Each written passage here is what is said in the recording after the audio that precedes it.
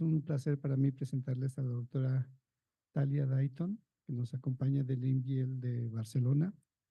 La doctora Dayton es química por la Universidad de New College de Florida. Obtuvo su grado en el 2005. En el 2005 al 2006 obtuvo una beca de la Fundación Fulbright para estudiar en la Universidad de Palermo en Italia. Y después, en el 2007 al 2009, estuvo trabajando como técnico académico en el MIT. En el 2009 decide hacer su doctorado también en el MIT, en el laboratorio del doctor Tyler Jacks. Y después, en el 2016 al 2022, hace un postdoctorado en el laboratorio del doctor Hans Clevers en Holanda, en el Instituto Hubert en Utrecht. Y en el 2022 se convierte en jefe de grupo en el EMBL, en el Laboratorio de Biología Tisular y Unidad de Modelos de Enfermedades en Barcelona, en España. El laboratorio de la doctora Dayton se especializa principalmente en aplicar ingeniería genética, análisis de genómica funcional y diferentes aproximaciones multiómicas para el estudio de organoides de cánceres raros y también de células normales que dan origen a células tumorales eventualmente. Tiene más de 15 años trabajando en la biología del cáncer, desde su doctorado hasta su postdoctorado. Y una de sus grandes contribuciones en el área es haber generado el primer organoide tumoral derivado de un neuroendocrino, un tumor de células neuroendocrinas del pulmón de bajo grado y haber encontrado que eran potencialmente susceptibles a ser inhibidos porque dependen de su sobrevivencia de la señalización del EGF receptor. Entonces, es una gran contribución que ha hecho la doctora Dayton. Y bueno, realmente se ha involucrado muchísimo en el desarrollo de las unidades del EMBL, ha participado en muchos procesos de selección de nuevos investigadores y en otras actividades que son importantes también para el funcionamiento del EMBL, no solamente en Barcelona, sino también en Australia. Y algo que me gustaría resaltar es que en el 2022, en la revista Nature Cancers, le dedicó a un reportaje a la generación 2022 como posibles investigadores brillantes en el futuro. Entonces, uno de los reconocimientos que tiene la doctora Dayton en su trayectoria. Y bueno, pues evidentemente también ha dirigido estudiantes de licenciatura, de maestría, de doctorado y postdoctorados. Y también algo que debo de recalcar es que ha sido muy exitosa para obtener financiamiento.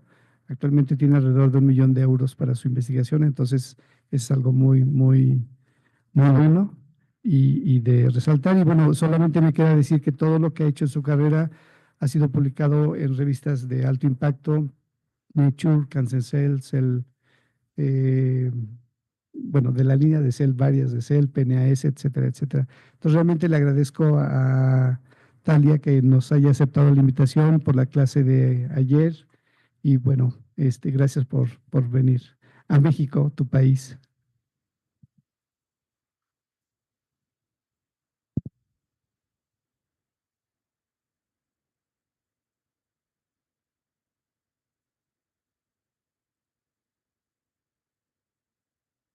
Estar aquí en México porque yo nací en México, en la Ciudad de México, y es la primera vez que vuelvo a esta parte de México desde cuando nací. Estuve en México hasta los 2 años y después me fui a Puerto Rico, pero bueno, estoy muy contenta de estar aquí y me ha hecho mucha ilusión conoceros a todos y de verdad, está todo muy bien, muchas gracias.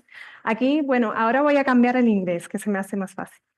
So today I'm very excited to be able to tell you about how we are using organoids to try to understand and gain insights into initiation, progression, and therapeutics of neuroendocrine cancers.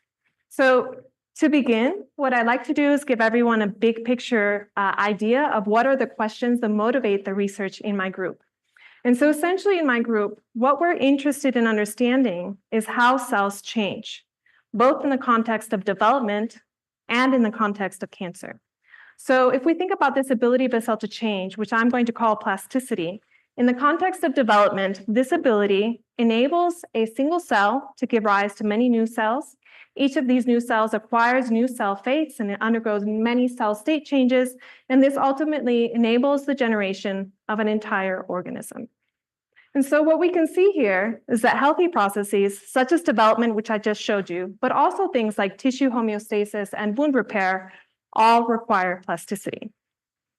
However, this same ability, the ability of a cell to change, also enables a single cell in the context of a healthy tissue to generate new cells, undergo many cell state changes, and ultimately become a highly aggressive cancer. So here, what we can see is that disease processes, and in particular cancer formation, also requires plasticity. And in our lab, we are interested in understanding both of these processes because we think understanding both the normal and the disease context will enable us to better modify the disease context for therapeutic purposes. So the system that we use in my lab to try to do this is the tissue stem cell-derived organoid system pioneered by Dr. Hans Clevers. And what I've done here is highlight some of the key features of this system. Now, in particular, what I want to focus on is the fact that we can use this system to grow organoids from both healthy and diseased tissues. I think I know what to do.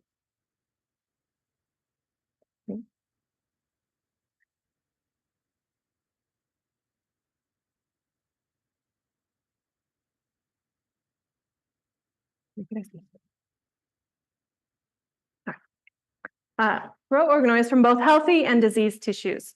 So this means we can use this system to study both the healthy cells and the cancer cells that I told you about. Now, the feature of this system that makes this possible is the fact that we use a completely defined medium.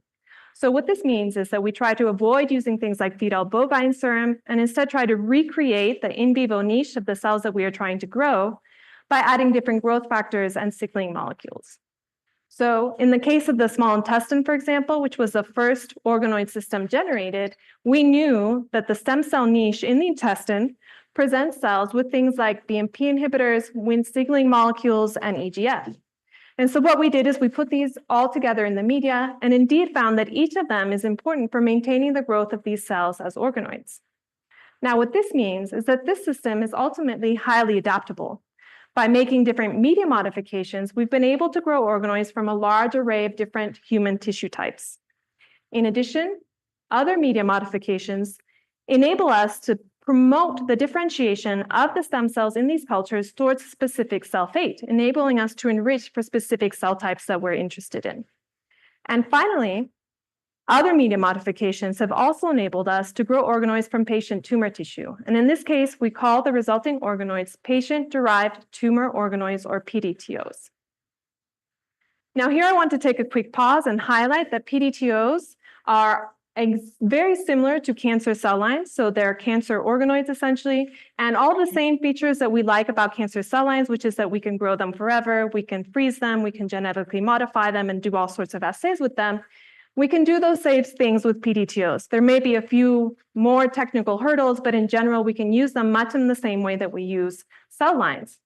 A key advantage, however, of the PDTOs is the fact that because we use this well-defined media, it enables the growth of low-grade tumors, which means that now with organoids, we can recapitulate the full spectrum of malignancy of tumors. And so in my group, we use organoids to study both cancer cells, so we've generated PDTOs of neuroendocrine cancers, as well as we use organoids of healthy cells to study the healthy cells before they become cancers. So I'll start by telling you a little bit about the work in the lab that we're doing, focusing on PDTOs of neuroendocrine cancers. And to do that, I want to first give you an introduction into what neuroendocrine cancers are. So neuroendocrine cancers are cancers that arise from neuroendocrine cells. Neuroendocrine cells can be found all throughout our body.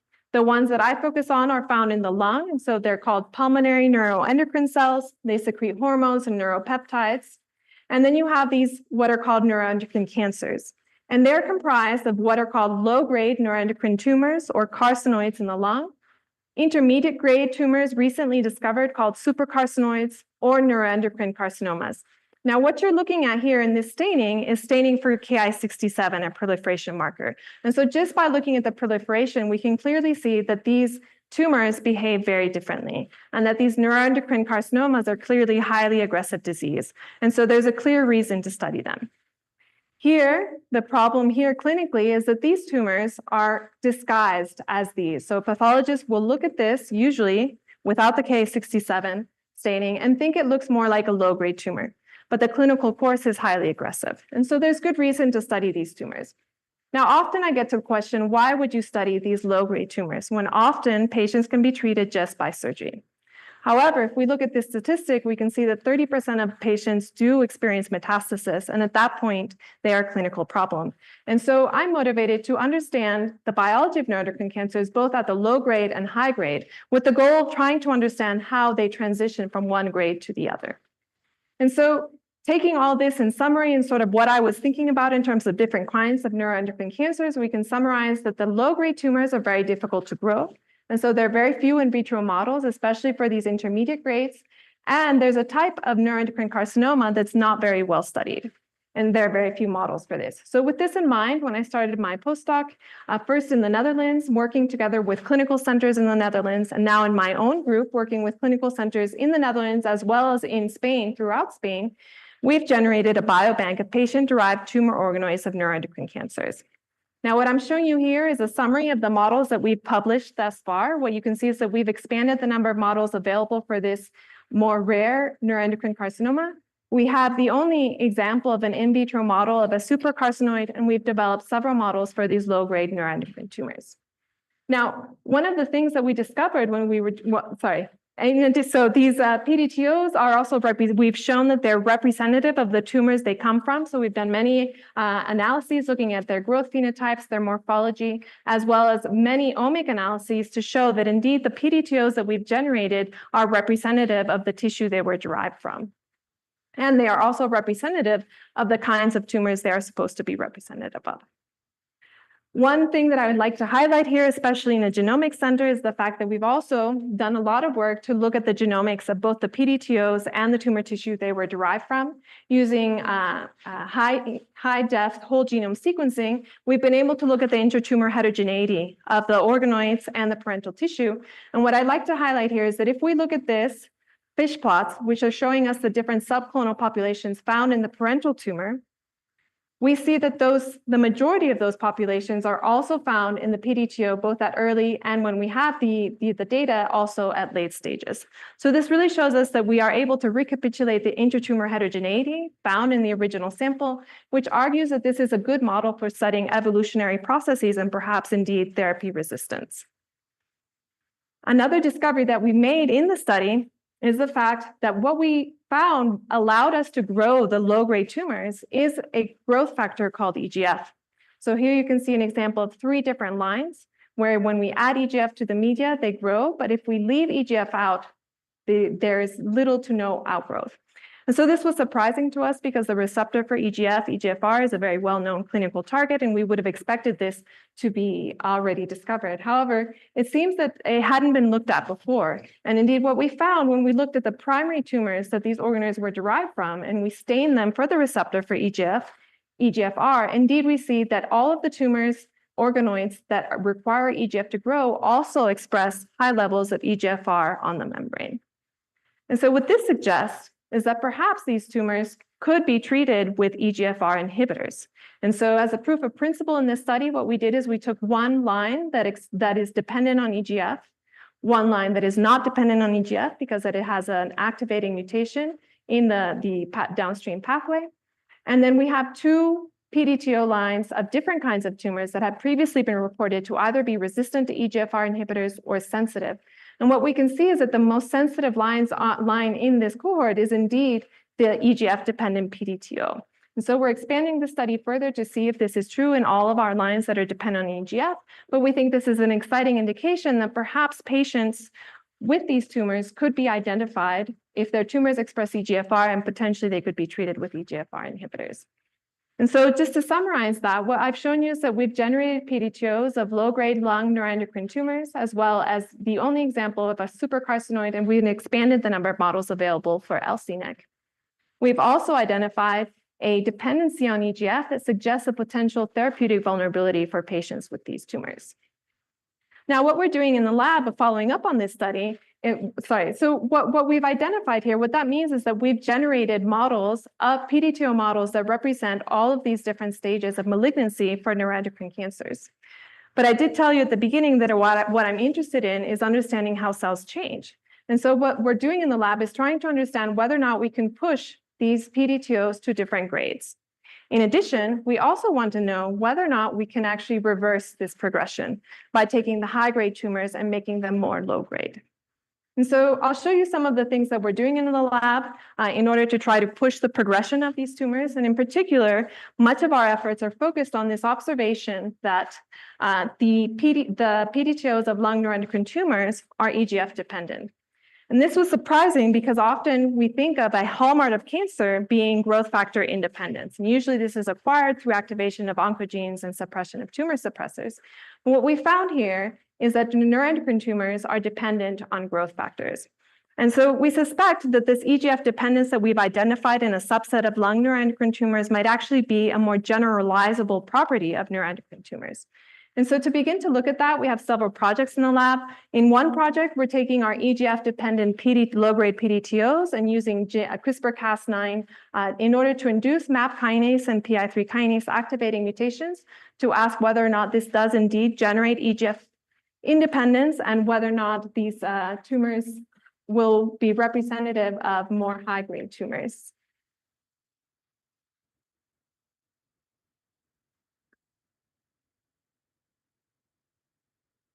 We're also taking bioinformatic approaches to try to study this. And so we want to identify other growth factor dependencies in addition to the EGF dependency.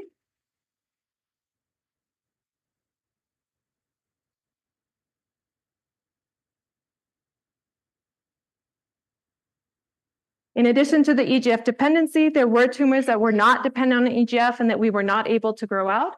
And we suspect that they're dependent on other growth factors. So we're taking several bioinformatic approaches, including deconvolution analysis of whole bulk RNA sequencing data to identify receptor ligand interactions and then test them in our system.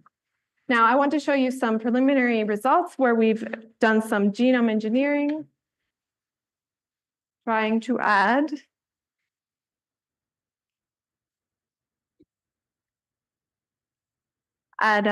proof of principle mutations that we know should definitely push these tumors to a more high-grade state.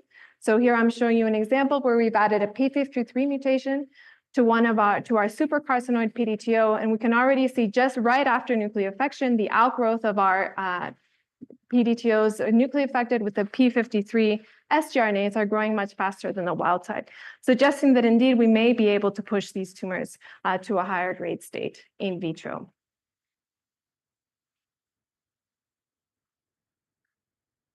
We're also using other analyses to other ways to look at sort of ligand receptor interactions or cell-cell interactions. And in particular, we're interested in the interactions between high-grade tumors and neurons. And so we've started doing co-culture experiments where we add our PDTOs to 2D neuronal cultures. And we indeed see that in contrast to other kinds of tumors, the LCNEC PDTOs will actually integrate with the neuronal systems, the neuronal cultures after 6 days.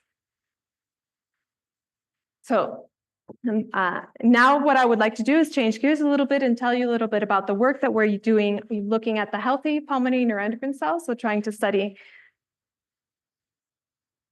thank you, to study healthy pulmonary neuroendocrine cells. And so just to give you a quick introduction to what these cells are, in addition to being the cells of origin for neuroendocrine cancers in the lung, they're also a very particular cell type because they express hormones and neuropeptides. They're also found at particular locations within the lung at branch points, and they've been suggested to have a chemosensory function. Now, interestingly, they are also innervated. So we know that in addition to secreting these hormones and neuropeptides, they have a direct connection with the CNS, suggesting that they play an important role in communicating both systemically and locally. And of course, we're interested in them because despite being so rare, they are implicated in a large number of human respiratory diseases, including, of course, neuroendocrine cancers. Here, what I want to highlight is that one of the problems that we face when trying to study healthy pulmonary neuroendocrine cells is that there are not very many in vitro systems that we can actually use to study them. Here are some examples of in vitro systems for healthy human lung tissue, but really, just to summarize, what we can see here is that most of the published in vitro human epithelial models lack these cells, or if they do have these cells, they're either rare or the protocols for generating them are very lengthy and labor-intensive. So what we set out to do is to try to generate an airway organoid model that enables us to grow healthy lung tissue that also contains all the epithelial cell types of the lung, in addition to including the pulmonary neuroendocrine cells. And so what you can see here is that when we tried growing healthy airway organoids from healthy human fetal lung tissue, then we use a published media, we don't see any pulmonary neuroendocrine cells. However, if we change the media into what we're calling now neuroendocrine expansion media, we see that now we can clearly get some nice neuroendocrine cells in our cultures. So I'm just showing you what they look like. These airway organoids are supposed to recapitulate exactly that, the airway. So it's not the alveoli of the lungs, but rather these tubular airway structures. What you can see here is what they look like under the microscope. And here's just a representative depiction of what the different cell types are. In particular, I want to highlight that these are self-renewing cultures, so it's not that we're constantly generating new lines, but we have a set of lines that we've generated, and much like a cell line, they can grow forever. Something else that I'd like to do is highlight that the cell types that we get in these organoids are actually highly functional. And so here what I'm showing you is a close-up video of one of these airway organoids. What you can see is this cystic structure that there's formed. There's this this basal cells. And then here what you will see are these ciliated cells. And the cilia are clearly all moving in unison. What's nice here is that we see that this movement of the cilia actually is moving this ball of mucus that's inside of the organoid that was generated by the goblet cells in these organoids. So this really highlights that we are getting functional differentiated cell types in these organoids and are able to expand them indefinitely in culture. And so, as I mentioned, they can be expanded indefinitely, and this differentiation that I've shown you happens stochastically to some degree. However, we can also push the differentiation in a specific direction to enrich for the cell types in particular that we're interested in. And so here I want to show you an example of how we do this. We take organoids, we plate them, and then wait for them to form. Then we take away this expansion media, which contains a lot of growth factors, and add what we call a differentiation media, where we've depleted it of growth factors and added specific signaling molecules that enable us to enrich for the specific cell type we are looking at. And so here what you can see is that when we do this for our neuroendocrine differentiation media, we get an increase in this neuroendocrine marker, ASCL1, anywhere from 10 to 60-fold after 10 days of differentiation media. If we stain these organoids for a neuroendocrine cell marker, we can see that after 10 days, we get very nice large clusters of these neuroendocrine cells. And so summarizing that, what we can see is that now we have a system that enables us to expand healthy human airway tissue that contains all the epithelial cell types in the lung, including the neuroendocrine cells and their progenitors. And we can also further enrich for these cells by adding a differentiation media. And so now we have a system to study the differentiation of neuroendocrine cells as well as the neuroendocrine cells themselves. Then, if we summarize what I told you in the beginning, we also have this system where we can grow organoids from human airway tissue that does not contain neuroendocrine cells. And if we compare these organoids to these organoids, perhaps we can understand something about the progenitor cells that are giving rise to neuroendocrine cells in this system. And then by adding the differentiation media, this system allows us to study actually differentiation trajectories. And so that's exactly what we set out to do when we collected cells from organoids in each of these different conditions and at different time points throughout the differentiation course and performed single-cell RNA sequencing. So what I'm showing you here is a force-directed layout of the single-cell RNA sequencing results. And what you can see is the different data sets that each of our cells are coming from. We're getting cells from all of the different data sets. And here what I'm showing you is a depiction of the different cell types that we're getting. So we're getting all of the different airway epithelial cell types that we're expecting to get. And in particular, I want to highlight that we are getting lower airway progenitors, which is a progenitor cell type in the fetal lung that has been described to give rise to neuroendocrine cells. And we can see if we compare the cells from our standard media to the cells in our neuroendocrine expansion media, we have a larger number of these lower airway progenitors. In addition, we're also getting neuroendocrine cells, as I showed you before, but now this is also confirmed by the single-cell RNA sequencing data, and we can see that indeed the number of neuroendocrine cells is increasing throughout the differentiation time course. And so if we look at if we now think about what are the progenitor cells that are giving rise to neuroendocrine cells, and we look at the cell types that we're getting in our different data sets, if we're looking at this fetal airway hierarchy, this is based on published data. It says that there's a bud tip progenitor in the fetal lung that gives rise to either basal cell or this lower airway progenitor. And then this lower airway progenitor gives rise to pulmonary neuroendocrine cells or a different kind of multiciliated cells. And basically our basal cells are giving rise to everything else. But if you look at the different cell types that we're getting in our organoids, we're not getting bud tip progenitors. And so we started to ask, well, what could be happening in our cultures? How are we getting neuroendocrine cells or even lower airway progenitors and basal cells? And so one of the things that we did is we took our single-cell RNA sequencing data and asked what are the most differentially expressed genes between standard media and expansion media. And what we found quite interestingly is that all of the markers that are more highly expressed in our expansion media are markers of lower airway progenitors. Now you might say, well, okay, fine, you're getting more lower airway progenitors, so what? But we actually think this might be telling us something about the differentiation trajectory of cells in our cultures. And so the next thing we did is we asked whether or not it was possible that given that we don't have a bud tip progenitor in our cultures, whether or not basal cells, which are really the canonical stem cell in the lung, might be giving rise to lower airway progenitors in our organoid cultures. And so we asked whether or not this transition might be happening in our expansion media. And so one of the ways that we've done that is to look at basal cells specifically. So we've taken out our basal cells and looked at the basal cell signature of our basal cells in the different medias. And what we see very nicely here is that in our standard media, we have very high basal cell signature in our basal cells. In our expansion and differentiation media, however, it seems to be bimodal, where we have some cells that have lower expression of this basal cell signature and some cells that have high expression. Now, if we look at the lap cell signature, this lower airway progenitor signature, we see, not surprisingly, that in standard media, we don't have much of this signature, but now in our expansion and differentiation media, we're getting a higher expression of this lap cell signature in our basal cells. So we think that perhaps this might be representative of a transition state that we've identified. And we're doing some experiments now, both in the lab and bioinformatically, to try to get at that further. And so right now, our working model is that essentially what we have are these two culture systems with two different medias, where in our standard media, we are recapitulating the airway hierarchy that is expected. However, in our expansion media, we're getting a different hierarchy where our basal cells are going into a transition state and then giving rise to lap cells, which enables us to get the pulmonary neuroendocrine cells.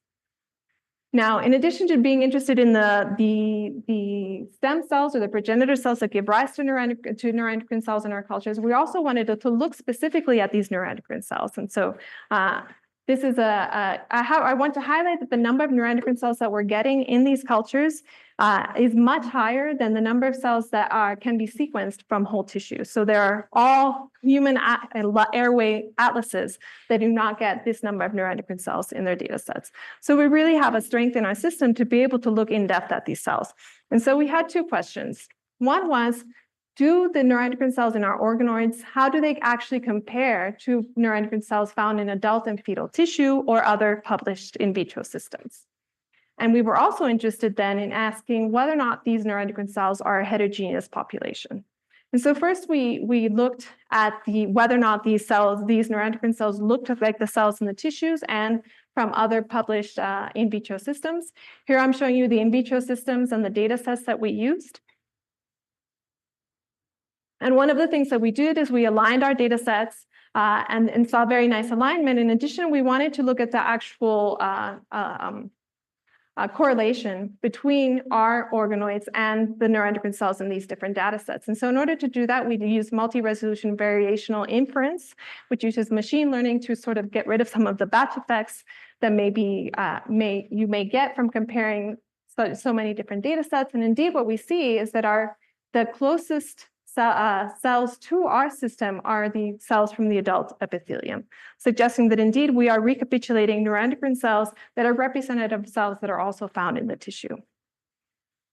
And so now we went with, confident that indeed our neuroendocrine cells are representative of cell types that are found in vivo. We went on to ask whether or not these cells are a heterogeneous population, and we performed subclustering analysis. And indeed, when we do this, what we find is that these neuroendocrine cells can be represented by 4 different neuroendocrine cell states, and because we have the time course data, and we can combine that with RNA velocity using an algorithm called cell rank, we are able to show, or we know that these neuroendocrine cell states represent different stages along the differentiation trajectory, where we have early neuroendocrine cells and then these 2 mature neuroendocrine cell populations. And in addition to this heterogeneity that we see transcriptionally, this was very nice to see that when we started imaging these organoids and looking at the neuroendocrine cells under the microscope, what we found is that if we stain our whole organoids and we stain for these neuroendocrine cells, and then we look specifically at these cells, what we can see is that in addition to this transcriptional heterogeneity that we've identified, there's also a very nice degree of morphological heterogeneity. You get neuroendocrine cells, some of which look a little bit like neurons and have extensions, others that are much more round. And so we think that perhaps this transcriptional heterogeneity and this morphological heterogeneity might be related. So we're interested in looking in that further and trying to determine whether or not this morphological heterogeneity also has any role in the function of or potential different functions of these neuroendocrine cells. And so with all this in mind, and of course, with this question, of course, that's motivating our research, which is understanding how these processes relate to cancer, we wanted to know, looking at this heterogeneity that we see in the healthy neuroendocrine cells, we asked whether or not this heterogeneity reflects or explains the heterogeneity that I've shown you of neuroendocrine cancers. There are many kinds of different neuroendocrine cancers. And I told you in the beginning about the neuroendocrine tumors and the neuroendocrine carcinomas, but even within these 2 subcategories, just looking at the molecular data, there are many different molecular subtypes. So the heterogeneity of these tumor types is really quite vast. Now, if we just look at these neuroendocrine tumors, so only these molecular subtypes, and we focus on that and ask, is there a relationship between this heterogeneity and the heterogeneity we see in the healthy neuroendocrine cells? Well, by using music deconvolution analysis, we can ask what are the cell type contributions of these different neuroendocrine cells to the tumors. So here we're looking at data from primary tumor tissue of these different kinds of molecular subtypes. And then we ask what are the signatures of these different cell types within these tumors.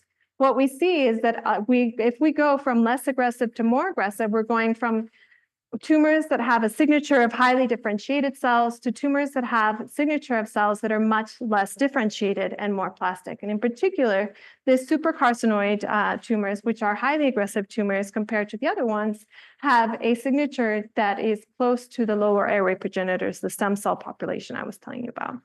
And so one of the things we're doing in the lab now is using this data to predict ligand receptor interactions that might enable us to actually revert the de-differentiation of these tumors and take them back towards a more differentiated cell state.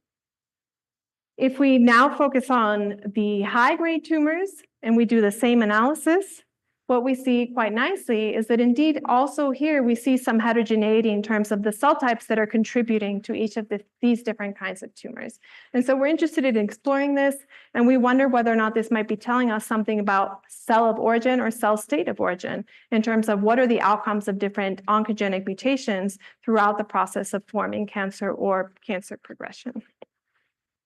And so with all of that, I hope that I've been able to show you that while our lab uses patient-derived tumor organoids and genetically engineered organoid models to study cancer, we work together and incorporate these model systems with other model systems including patient data and genetically engineered mouse models, because we think that all these systems and cancer models need to be used together, and data from each of them there should be a lot of crosstalk so that we can ask the appropriate questions for the appropriate model system and learn from each of them. And so here, summarizing the system that we have in the lab now, we have a system to study neuroendocrine cells and their progenitors, and we also have a system to study differentiated neuroendocrine cells as well as their differentiation trajectory. And so some of the main questions that we're asking in the lab now are, how do neuroendocrine cells respond to injury? In particular, we're interested in environmental exposures and how chronic and acute environmental exposures might contribute to making cells more or less susceptible to cancer formation. In addition, we're interested in understanding how these cells can become cancers. And in particular, we're interested in understanding how the genetics and the environmental exposures might interact to promote this process. And so I do want to highlight that one of the things that we're doing is targeting neuroendocrine cells in our organoids using CRISPR-Cas9 to introduce mutations, but we do know that mutation alone is not always sufficient to drive cancer. And so we're doing these experiments together with other experiments looking at environmental exposures and ways that we can change the tumor and tissue microenvironment or mimic changes in the tumor or tissue microenvironment to try to understand how these processes work together to promote cancer.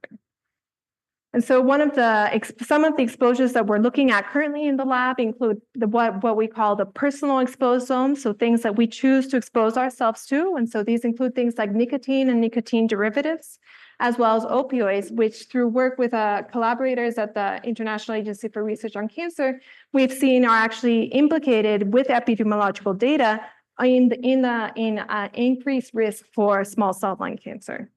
In addition, we're interested in looking at the internal exposome as potentially being a correlate for other exposures. So you can imagine that when we're exposed to some things, there may be increased inflammation, increased cytokines, and other things. So we consider these cytokines, neuropeptides, and metabolites as correlates of exposure that we can mimic in vitro and ask how this changes the cell state and susceptibility to cancer.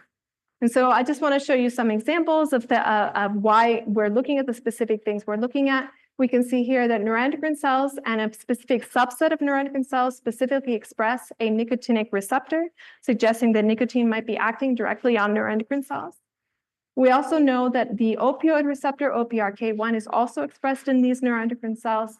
And here I'm showing you an example of one of the cytokine or neuropeptides that we're looking at, which may be a correlate of exposure, which we see is specifically expressed in one of our subclusters of neuroendocrine cells. And so with that, I'd like to thank you for your attention, thank my lab for going on this adventure with me and working on all this together, all of my collaborators, my funding, you for your attention, and all the patients for donating their tissue for this research.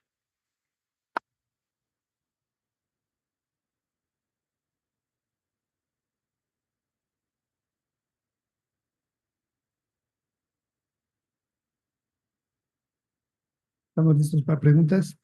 Les recuerdo a las personas que están en Zoom que pueden escribir sus preguntas en el chat y aquí las leemos. I have two questions. Maybe I missed it, but the organoid, the tumor organoid, can continue growing in vitro.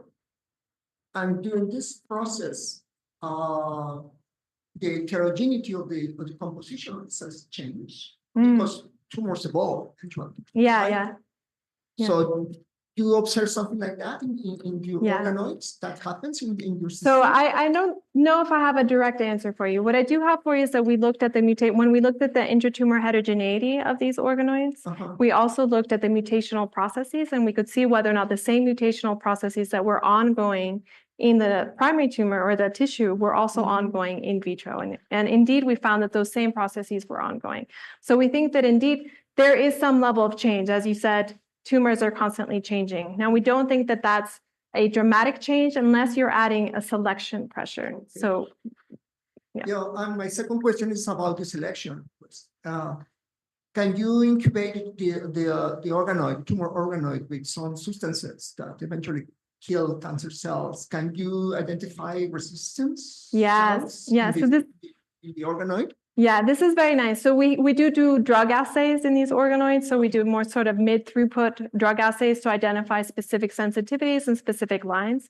We haven't done the resistance assay yet, but this is something we want to do where you can imagine treating them at low doses or multiple doses until you get a resistant population and then looking at that. This is something we're looking into, but I haven't done it yet. You can do single cell.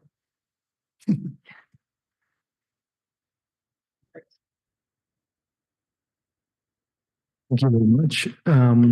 My question is related to this hypothesis that the cellular heterogeneity among the neck population might be related to the morphological heterogeneity. I don't know if this is a dumb question, but some cell types like red blood cells, erythrocytes, have a characteristic morphology despite they don't have a nucleus. So the transcriptional activity might not be directly related to the actual state of the cytoskeleton, for example. So how are you addressing this relationship? So because we've identified the transcriptional heterogeneity, now what we're doing, and we've identified this morphological heterogeneity, now we're looking at markers of the different subclusters of neuroendocrine cells and staining them in our organoids to see whether or not there is a relationship between the shape and the cell state that we've identified transcriptionally. Yeah. Thank you very much. Very fantastic talk. I was wondering, because of this plasticity of the neuroendocrine cells, is it possible that they could give rise different cell types? Absolutely, absolutely. In fact, in mouse models in injury settings, it's been shown indeed that the neuroendocrine cells can dedifferentiate and give rise to other cell types. So indeed, that is a possibility. And have you ever looked for like the chromatin structure, like the methylation profile, for instance? This is one of the things we want to do. So some of the things we've proposed is looking at the single-cell RNA-seq together with the single-cell attack sequencing. I'd really like to start looking at methylation profiles, actually. I think that those could be very informative as well, but we haven't started that yet. And in terms of the, this is the last question.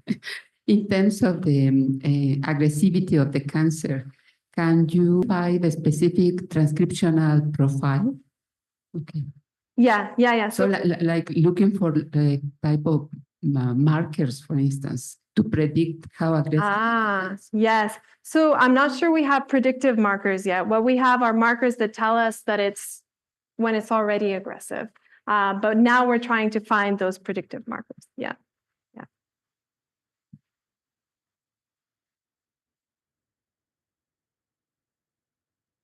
Hi, thank you for the talk.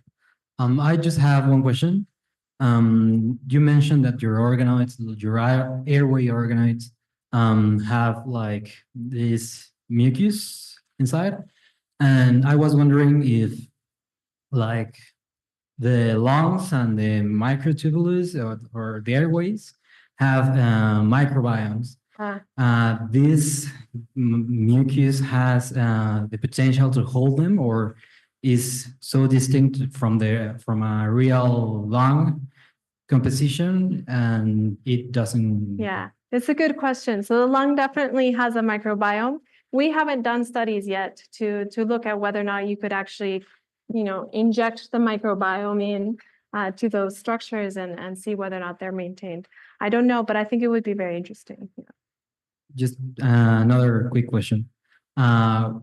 Even if you are able to do so, will you expect some benefit of it from like the differentiation processes, or if some cellular types does need this microbiome to be present, or you're expecting something like that?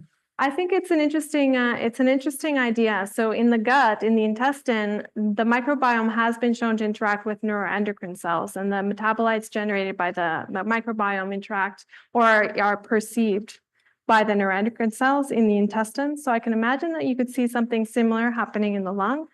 I don't know, it's speculation. Yeah. Thank you very much.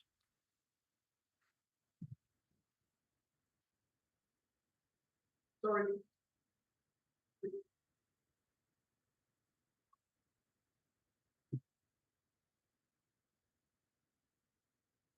So this is kind of crazy question. Can you make a tumor organoid from two different tumors? Oh, you mean just put them together? Yes. Probably. And see what We haven't happens. tried. Yeah. Yeah, just to see what happens. For example, one very aggressive and the other not, or something. Yeah, yeah. That Do they? combinations and see. Yeah. No. This is. I like this idea. No. I like this idea to see whether or not they actually impact each other. One can make the other more aggressive or less aggressive. Yeah.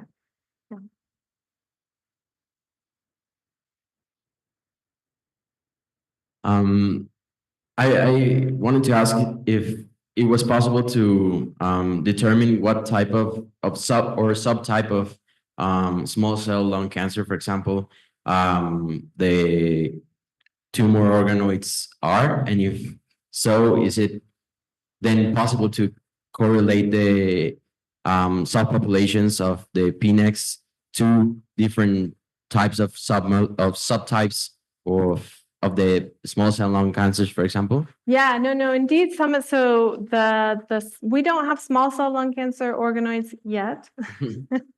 We're working on it. But the organoids that we do have, we can see which molecular subtype they fall into.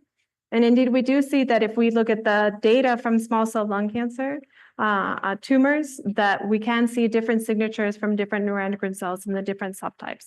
So yeah, I think so. Okay, thank you. I have a quick question. It caught my attention that the markers that you used to define is NeuroD.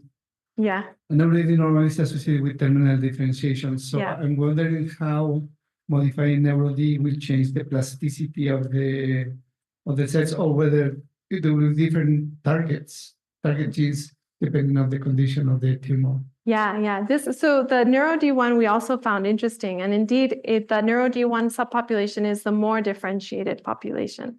And actually, we haven't done these experiments yet, but I think that if we took our differentiation out further, that we would see further differentiation down the NeuroD1 line. So if we're looking at a transcriptional data, we're activating some target genes, but I think we haven't actually taken them all the way yet.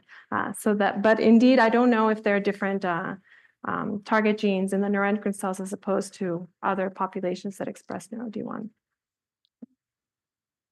Okay, no más preguntas? No. Okay, thank you very much, Talya, for the nice presentation.